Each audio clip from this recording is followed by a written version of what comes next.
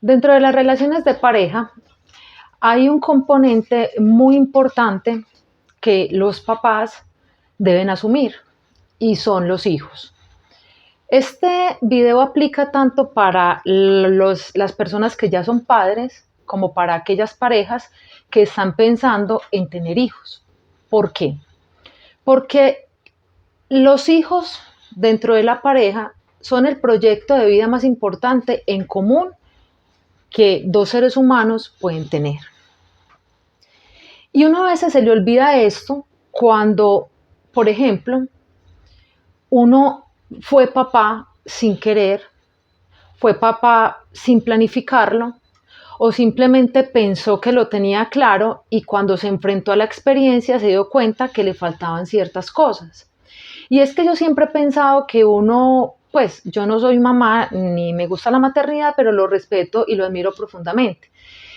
Sino que yo he pensado que uno como ser humano, uno no viene como con un derrotero o con un manual de cómo ser bueno o un papá exitoso o cómo crear un hijo de una manera adecuada.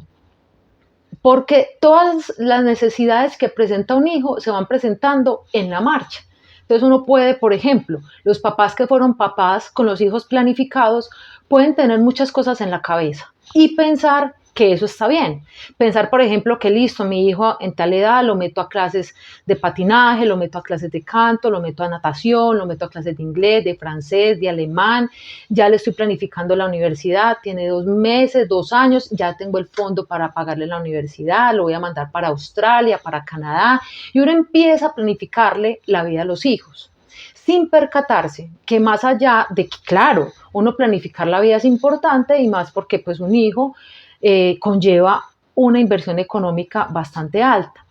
Pero más allá de eso, a largo plazo, es importante analizar y tener en cuenta cómo influye el comportamiento desde la cotidianidad y el día a día y ese paso a paso de los padres en los hijos. Porque uno planea lo macro, pero se le pasa por alto ese tipo de detalles. Y yo creo que los seres humanos no cometemos errores pensando en, ve, yo voy a hacer esto de gusto para que a este le pase esto. De pronto toda regla tiene su excepción, pero yo no creo que en los papás eso sea como el común denominador. Entonces es importante analizar que dentro de la pareja eso puede ser algo que genere fibras tan tensionantes que no solamente pueda fracturar la pareja, sino que finalmente el que va a llevar la mayor parte del problema y la carga van a ser los hijos, desde comportamientos tan mínimos como este, por ejemplo. Ya no me aguanto su mamá, yo me voy de aquí como sea. Y empiezan a tener discusiones en cualquier momento, en cualquier parte de la casa, y entonces empiezan a discutir, empiezan a gritar, no se percatan que ahí están los hijos, y por ejemplo, es que usted sabe que yo no lo quise tener, encártese usted, yo le dije que abortara, que planificara, yo no sé qué, y el hijo escuchando todo. Entonces, ¿cómo se siente uno como hijo cuando el papá le dice a uno, es que usted fue una reconciliación, es que yo no lo quise tener, yo le dije a su mamá que abortara, pero ella no quiso, que porque eso es pecado, que yo no, que mire, que una cosa, que la otra, que eso es una maldición? ¿Cómo se siente un hijo cuando escucha ese tipo de cosas? O cómo se siente un hijo cuando, por ejemplo, los papás están tratando, por ejemplo, de solucionar o de llegar a un acuerdo sobre la crianza. Y es que eso tan costoso, es que mire, entonces ya llega, por ejemplo, el papá y le pega a la mamá, o empieza a llegar borracho y maltrata a la mamá, o empiezan a humillarlos por comida. Y entonces pelean con la mamá y el niño es el que lleva las de perder. Porque entonces pelean con la mamá, entonces yo no vuelvo a mercar porque usted es una mala agradecida, entonces yo no merco, el niño tampoco come. O entonces ya no lo voy a recoger yo, recójalo usted, entonces lo cuida su mamá o lo cuida la mía, y empieza el niño para una casa, empieza para la otra, entonces lo cuida la vecina para yo poder ir de rumba, o lo cuida entonces su mamá para yo poder ir de paseo, entonces ya nos separamos, entonces quién se va a quedar con el niño, y finalmente son niños que terminan o con un trastorno mental o con problemas mentales que yo no le veo, pues yo no le veo como ¿por qué satanizar ese tipo de cosas? Finalmente tienen solución. O son niños que aprenden, por ejemplo, primero, que esa es la forma de amar. Eso es el amor. A mí me enseñaron que uno estar en relación de pareja es aceptar que mi papá llegue y le pegue a mi mamá. Entonces yo tengo que conseguirme un novio que llegue a pegarme. O yo me rebelo y el hombre que me pegue lo mato. Son niños que aprenden que la forma de estar en familia es de una manera disfuncional, el que más se grite, el que más pelee, el que más se maltrate. Y recuerden que el maltrato no solamente es físico, el maltrato es emocional, el maltrato es económico, el maltrato sexual, hay muchos tipos de maltrato. Son niños que crecen pensando que a las mujeres hay que pegarle, porque mi papá le pegaba a mi mamá y mi mamá simplemente lloraba y le perdonaba. O son niños que crecen pensando que la manera es humillando al otro, sometiendo al otro.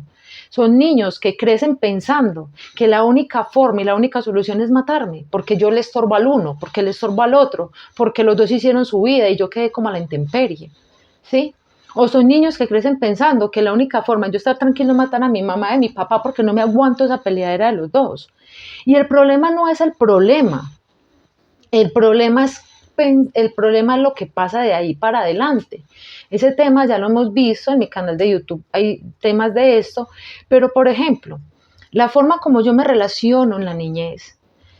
¿Cuáles son mis referentes? Mi papá, mi mamá y mis cuidadores. De esos referentes y la forma como yo me relaciono, yo desarrollo mi tipo de apego. Y la forma como yo desarrollo mi tipo de apego no influye solamente en mi niñez, eso es transversal a la vida. Entonces de ahí sale la herida emocional.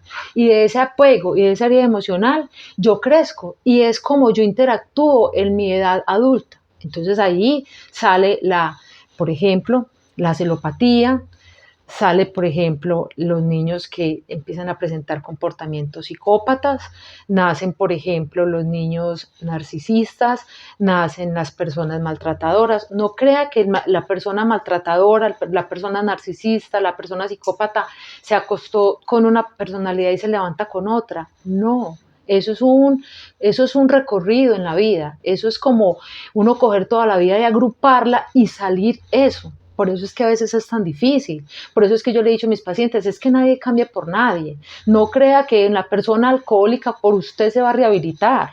No crea que porque consume sustancias y se juntó con usted, entonces ya dejar de consumir. No crea que toda la vida ha estado insegura, no sabe qué hacer con su vida, no sabe cómo enfrentar con su vida, no sabe cómo comportarse en su vida y se juntó con usted y se va a volver seguro o segura. Probablemente pasa, toda regla tiene su excepción, pero no es el común denominador. Por ejemplo, caso real, ¿usted cree que hay personas que cuando se separan, los hijos ya no son los hijos, sino que inconscientemente se convierten en la pareja? Entonces uno ya empieza a ocultarles información a los hijos. Entonces ya si me pide a mi hijo o mi hija, ¿qué va a decir? Que vea que yo le estoy siendo infiel, que yo porque me conseguí otra persona. Es que yo desde que tenga a mi hijo vivo yo no puedo rehacer mi vida. Yo cómo le voy a llegar a contar que me dejé con su papá y que ya tengo otro novio. ¿Qué va a decir? ¿Qué va a decir? ¿Cómo que qué va a decir? ¿Acaso su hijo, su hija, su esposo, su esposa?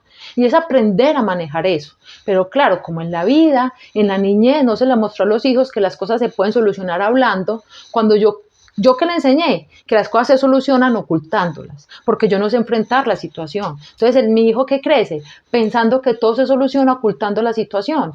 ¿Por qué? Porque yo prefiero decirle mentiras que enfrentar la situación. ¿Qué va a decir? ¿Qué va a decir cuando se dé cuenta de la verdad? ¿Qué va a decir cuando se dé cuenta que usted le está mostrando una cara que no es para no decepcionarle y cuando se dé cuenta realmente quién es usted, la decepción va a ser peor? Y yo no los juzgo, yo no los critico, porque es que a uno no le enseñaron a ser papá ni mamá, y a uno tampoco le enseñaron a ser hijo. Y por eso es que las reacciones de todos es normal. Uno da lo que uno tiene para dar, lo que a uno en su momento, en cada momento le parece la mejor idea. Yo no creo que uno haga algo siempre con la segunda intención de hacerle daño a otra persona. Uno hace lo que cree que es lo mejor, precisamente queriendo cuidar al otro, sin saber, sin percatarse que uno a veces no está haciendo las cosas lo mejor. Por ejemplo, yo le preguntaba a una parejita en consulta ¿y quién dijo que lo que usted le están planificando a su hijo o a su hija es lo mejor. ¿Quién dijo que uno atiborrar el hijo con clases de guitarra, de inglés, de alemán, de un montón de cosas los fines de semana y quitarle la niñez al niño porque ya ni tiempo, pues con toda esa cantidad de cosas, ¿en qué momento va a jugar? ¿Quién dijo que esa es la mejor idea? ¿Quién dijo que cuando hay una separación, hablarle mal del papá al hijo o hablarle mal de la mamá al hijo es la mejor idea? ¿Quién dijo que uno ponerse a pelear con el otro ante cualquier separación o ante cualquier situación es la mejor idea? Pero es que uno no sabe cuál es la mejor idea. Si uno supiera, lo haría distinto.